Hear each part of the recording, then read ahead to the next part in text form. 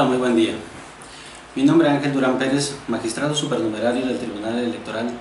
del Estado de Colima, y en un ejercicio más de la Escuela de Justicia de este órgano de justicia electoral en esta entidad federativa, el día de hoy vengo a dar continuidad a la plática charla que iniciamos el día de ayer sobre los antecedentes de los derechos humanos. En la última plática que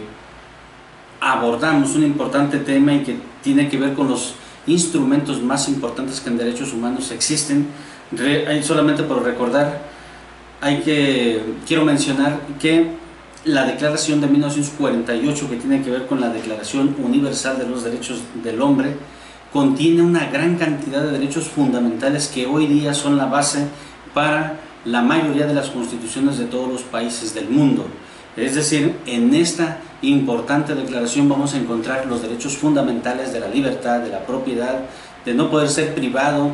por ninguna autoridad sin ningún mandamiento legalmente establecido, donde haya pruebas, donde haya quien me acuse, etc. También tengo libertad de tránsito, nadie puede privarme del derecho de acudir de un lugar a otro. En sí, todos estos 30 derechos que se enlistan en esta declaración, los estados-nación que en aquel entonces la firmaron y la constituyeron, hoy día la toman como referente para completar los instrumentos nacionales, y así cada una de las autoridades en su país lo respete de una manera plena, precisamente para garantizar la naturaleza pacífica de toda la raza humana. Pero hablando un poco más de los antecedentes, quisiéramos también referirnos a un importante antecedente que tiene que ver con la aportación que hace la Iglesia católica, específicamente, o la Iglesia en aquellos años. Quisiera referirme, por ejemplo, en los años 1224, cuando Santo Tomás de Aquino, importante jerarca de la Iglesia católica, él observaba ya que el hombre era abusado por otro semejante, es decir, la barbarie del hombre contra sí mismo, decía Santo Tomás de Aquino, era una forma de abuso de un ser humano hacia otro ente de la misma naturaleza. De ahí nada más hay que recordar como, por ejemplo, las Primera y la Segunda Guerra Mundial. Estamos hablando de los años 1919 más o menos, 1939 al 45, Primera y Segunda Guerra Mundial. Eran hombres contra seres humanos, es decir, ellos mismos abusaban uno contra otro, y Santo Tomás de Aquino, en aquel entonces la Iglesia Católica ya observaba esta barbarie del hombre contra el hombre. Es decir, no era la naturaleza contra el hombre, sino el hombre agrede a su semejante, y este como consecuencia reacciona y genera una condición de infelicidad en todos los seres humanos a nivel, puede ser a nivel regional, puede ser a nivel nacional o a nivel internacional. Y es por ello que este antecedente pues crea estructuras fundamentales para poder determinar que a quien hay que regular, o la conducta de quien hay que regular, es la del ser humano. Por otro lado, el padre del derecho internacional de los derechos humanos, ya en su etapa más moderna, podríamos señalar en este caso a Francisco de Vitoria. Estamos hablando que este gran personaje nace por allá en 1483, de 1000 a 1545, que es su periodo de vida. Sin embargo, él recrea los conceptos ya modernos del derecho internacional de los derechos humanos, porque él observaba también la barbarie de la invasión española, o sea, cómo los mandos superiores de la conquista española evidenciaban un abuso de poder sobre la clase indígena en la Nueva España. En síntesis, pues, si analizamos un poco los antecedentes nada más de estos dos grandes personajes que se identifican con los derechos humanos, ellos observaban ya dentro de su quehacer cotidiano, desde el año 1200 hasta los años 1900 y tantos, ya traía como consecuencia que aquí grandes personajes observaran que el único que puede afectar a otro ser humano es el propio hombre. Y es así como nace ya una nueva corriente sobre la protección de la dignidad humana, tratando de especificar ciertas reglas, establecerlas en un marco normativo, y va dirigido exclusivamente para todos aquellos sistemas de jerarcas, independientemente si se trata de reyes, si se trata de presidentes, etcétera, pero para las autoridades, para que estos las administren y se las hagan llegar a sus súbditos, a su pueblo, las conozcan, las pongan en práctica y de esta manera respetar los derechos que les corresponden a otro ser humano.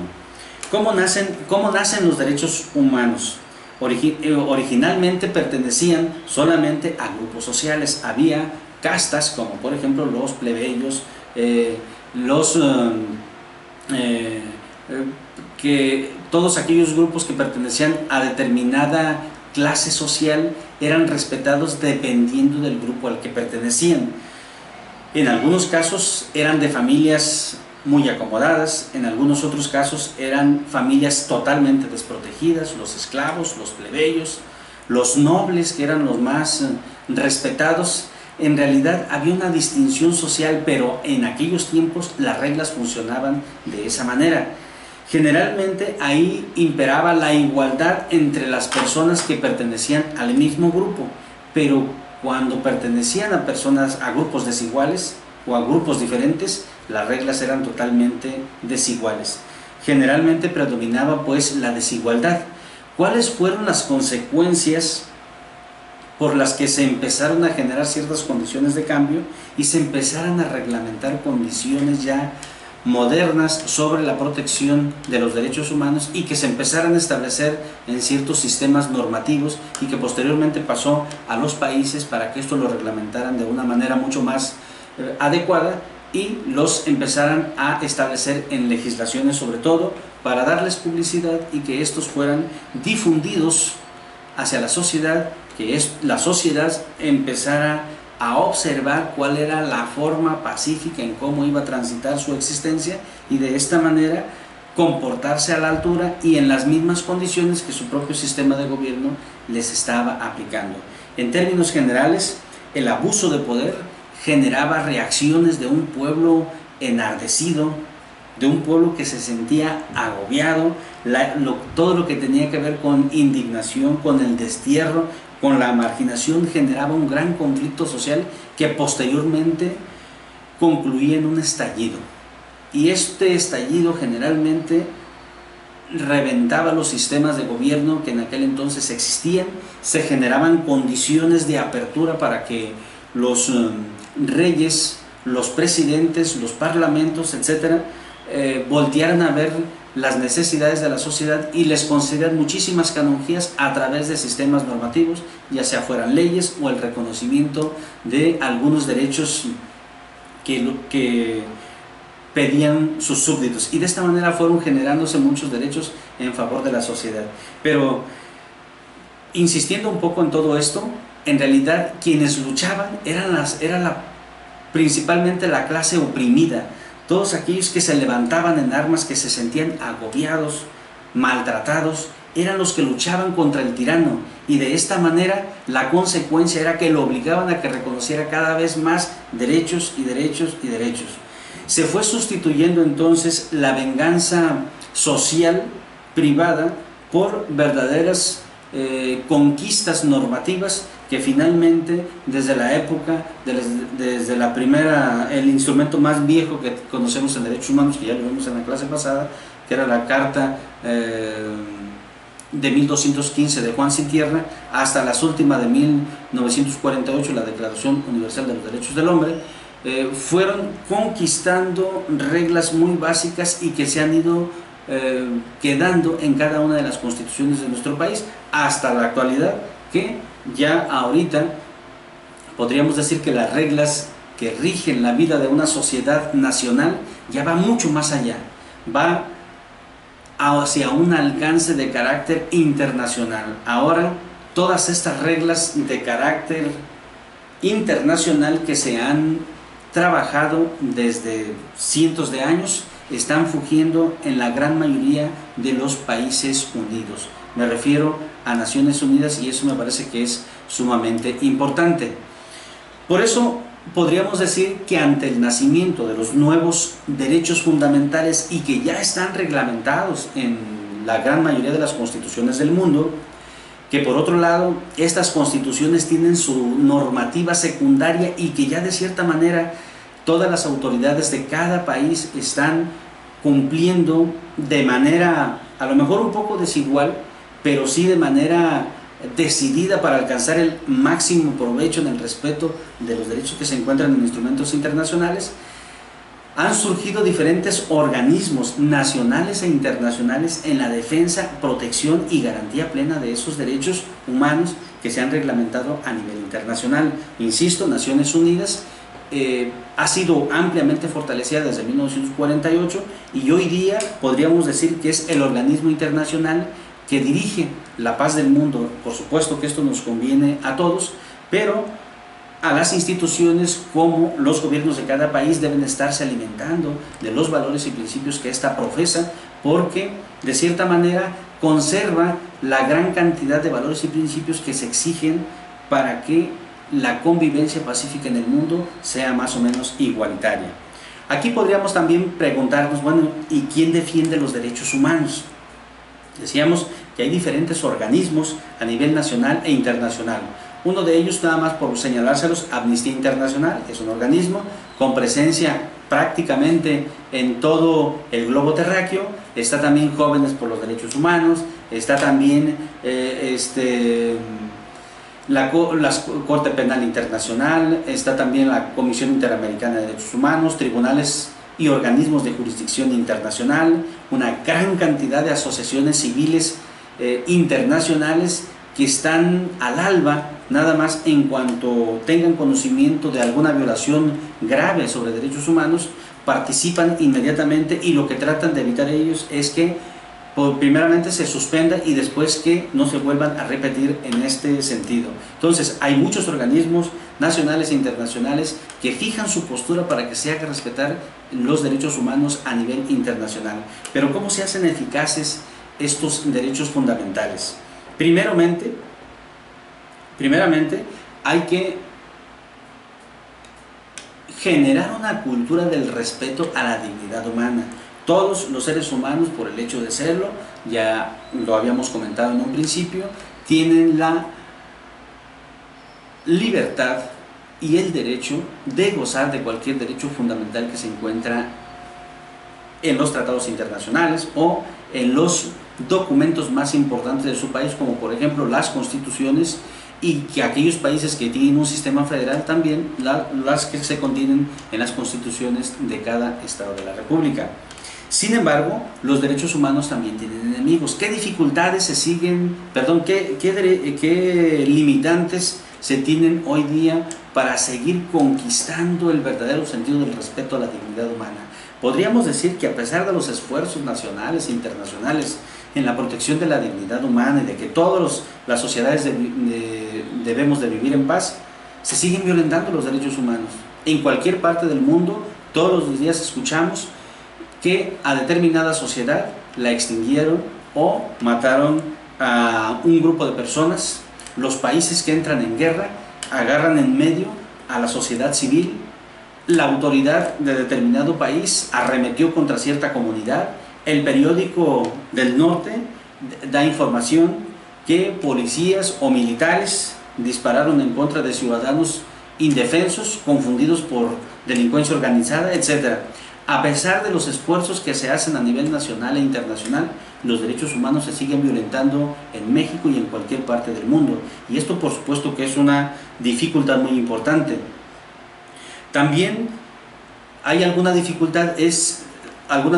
o alguna limitante en la cuestión de derechos humanos, es que no se implementa la gran cantidad del uso de la tecnología y la investigación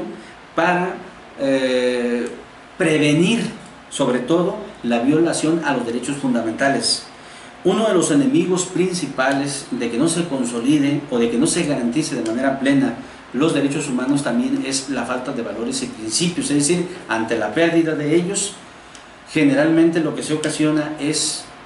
la falta de prevención de los derechos fundamentales, y es ahí donde las autoridades tienen que cumplir con un verdadero principio que tiene que ver con la prevención de la violación a los derechos fundamentales. Luego, entonces, Quisiera concluir este tema para continuar el día de mañana sobre esta misma tónica.